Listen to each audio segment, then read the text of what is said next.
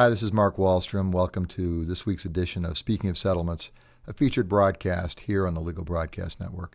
Well, today's topic is called Survival of the Planners. And the reason I've entitled it that is, we're still, as an industry, the structured settlement industry that is, dealing with the withdrawal of Aviva, Financial Aviva Life Insurance from the structured settlement market in December.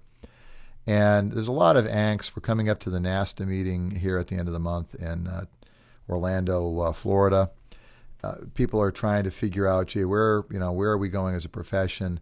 Why do life insurance companies, good, well-capitalized, large life insurance companies, continue to leave the market? And what does this say about our profession? And has there been a fundamental change, a fundamental shift in how life insurance companies view the structured settlement business? Well, I can tell you really right off the bat, one of the biggest problems, and I'll be on this theme really all year long, is that the structured settlement industry has been allowed to survive in a very insulated, insular world. They are the little niche firm, the little niche organization, the rogue operation, if you will, in every single life insurance company that only a few people know about. And even though they may bring in 200, 300, 500 million, $1 billion of premium, they owe their survival to the fact that they either work in conjunction with a property casualty company as part of a program where structured settlements are encouraged and internal work is done between life and health and property casualty arms. Or in the case of some of the standalone insurance companies that don't have a property casualty arm, it's sold as a standard SPIAS, single premium immediate annuity product. But there's fundamental issues and fundamental problems with this particular market and this particular product that I want to address. And really, I think it speaks to the issue of why these companies are leaving, and also the very survival of our profession, because our profession is reliant upon insurance companies who are interested and willing and excited about writing our product. And we've seen a steady decline in the number of life companies that write it, and we've seen virtually no new entrants into the market in almost 10 years.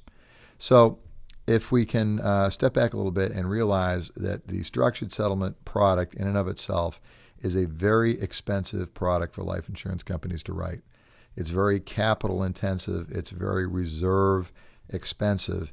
And for an insurance company, and I won't get into all the nuances of reserve and capitalization and investments, but basically for every $100,000 that a company has to write, they have to allocate $105,000 to reserve. That's very expensive business. And again, I know it's not technically correct. I'm just using it for purposes of illustration. But the idea is companies have to come up with enormous amounts of capital in order to support the structured settlement business with no offsetting recurring income that allows them to lessen that reserve or to balance that cash flow.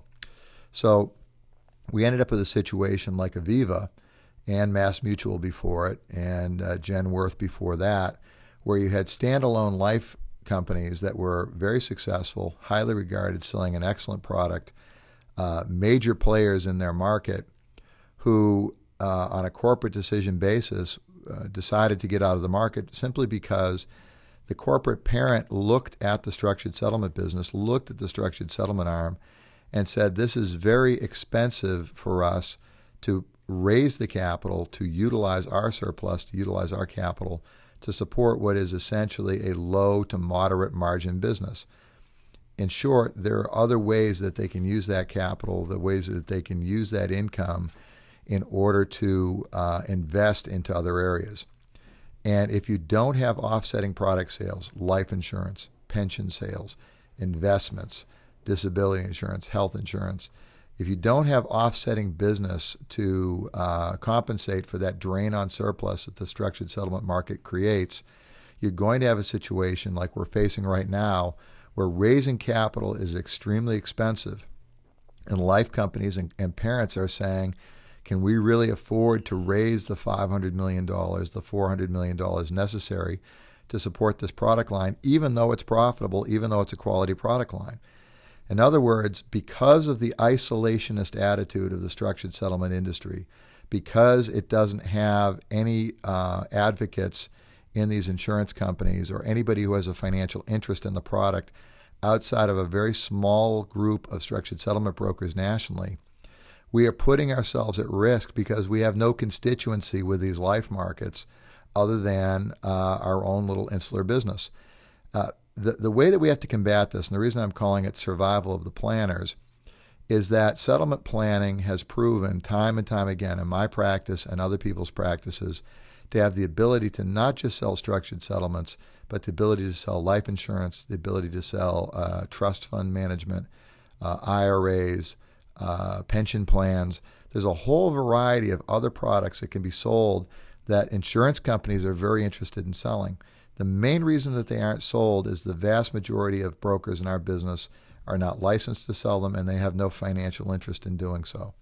They work on the defense side. They don't have the trust of the plaintiff, and they have blocked consistently over the years the access to the structured settlement market by non-structured brokers, by quality planners. What I'm seeing and what I am predicting that we're going to see going forward, and I'll wrap this up right now, is that we are going to see the ability, the decision process of life companies to stay in the business is going to be closely tied to the ability to sell other products in conjunction with the structured settlement annuity. The life companies that use this as a standalone product with no other constituency in their company that utilizes it, I think ultimately are going to come down on the basis of saying this is a capital expensive product. We don't have any other life sales. We don't have any other pension sales that are tied to it. We've got other places and other ways that we can allocate our funds. I know that that's an unpleasant reality for a lot of people in our business, but if you talk to the people at Mass Mutual who were in the business when it left, Genworth, now Aviva, and before it, Aegon and ING, that's the decision that they've made, is that as a standalone product, it's too expensive. For the survival of our industry, for the ability to keep viable markets and to attract new markets, we have got to encourage partnerships between planners and structured settlement firms, planners and structured settlement brokers, and the ability to begin to cross-sell products as part of what we're doing. For two reasons. It allows us to survive, and it allows the life insurance company to offset the expensive part of our business. And the final reason, actually, if you want to add a third, it's the right thing to do. It allows us to do a better job of taking care of our clients, taking care of injured people, giving them a holistic approach. And I'm afraid if we don't move quicker than we are moving as an industry in that approach, we're going to see one or two other life companies begin to leave the market. And at some point, other companies are going to question the viability of our business. We have to promote settlement planning. We have to promote partnerships between planners and structured settlement brokers. And we're going to be talking about that all this year. Thanks for joining me here on the Settlement Channel.